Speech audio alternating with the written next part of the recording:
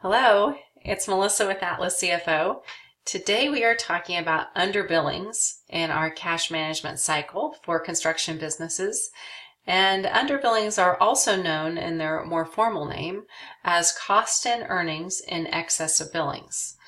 Underbillings is a little easier to say and it's a little shorter name, so I will be using that most often. So first up, what is underbillings? Well, I'll tell you first, it goes by many names. And if you see a financial statement, you can see it called a couple of things. You can see it called underbillings. You can see it called cost in excess of billings.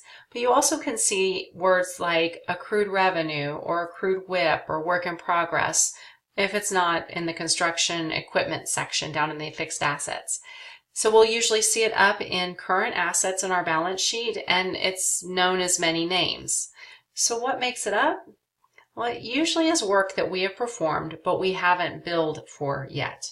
So let's just think about this. We are building up a job, and so we have labor hitting it and material hitting it, but we haven't quite billed the job yet. Well, all of those costs create an underbilled amount, and because it's underbilled, if we're going to use the timing principle, we would want to make sure that we accrue for it. So that becomes an asset on our financial statements because we've actually earned it. We should have billed it. We just haven't done it yet. Now, the reasons why we haven't billed it is all kinds of reasons. It could be that our contract doesn't allow us to bill yet. It could be that all of our costs haven't accumulated. It could just not be that day. There's all kinds of reasons why underbillings happen, and they're not good or bad. They just happen unless you don't manage them. And then it can really cause some trouble in cash flow. So how does underbillings affect cash flow? Well, let's first start with, let's just say you've billed it. In our industry, depending on what kind of contractor you are, from a general to a second tiered or even sometimes third tier can be worse than this.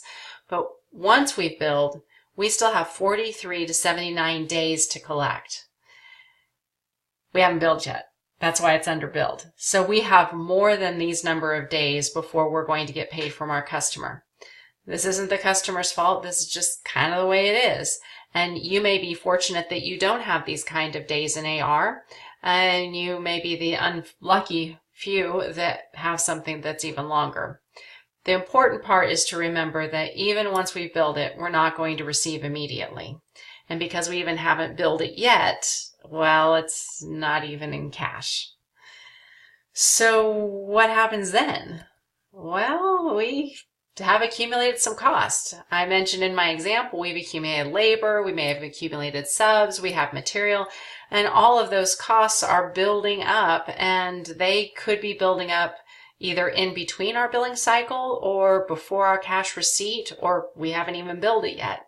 So you can see already before we're starting, underbillings creates a negative cash because we've had to spend money before we've been able to receive money.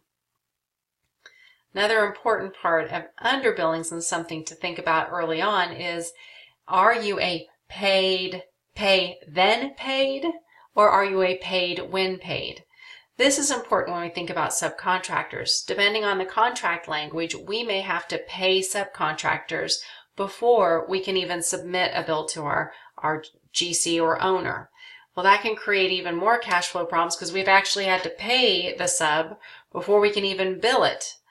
That means we could extend that period even 30 days.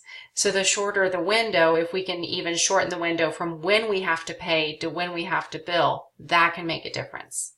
Now, the other clause I used is paid when paid, and that would mean that I will pay you, subcontractor, when I get paid. Now, both of these are manageable systems. It's not that you can't manage one or the other, but you have to have a plan for it if you're going to be in a situation where you have to pay funds out, but you aren't in receipt of those funds. So let me tell you what I would do if this is a concern for you. Go to our website and get the top 10 ways to increase your cash flow. That is a specific free list of the top 10 things we tell people whenever they want to really dig deep into their cash flow on their jobs. And if you want more than that, we have other classes for you that you can check out. Our advanced system is, I think, 15 modules of all the different cash flow tips we've learned over the years and how to make the most out of your cash management system. Thanks for joining me today. I love spending time with you. It's really fun for me. And please check out our website, and I hope to spend time with you again soon. Thanks.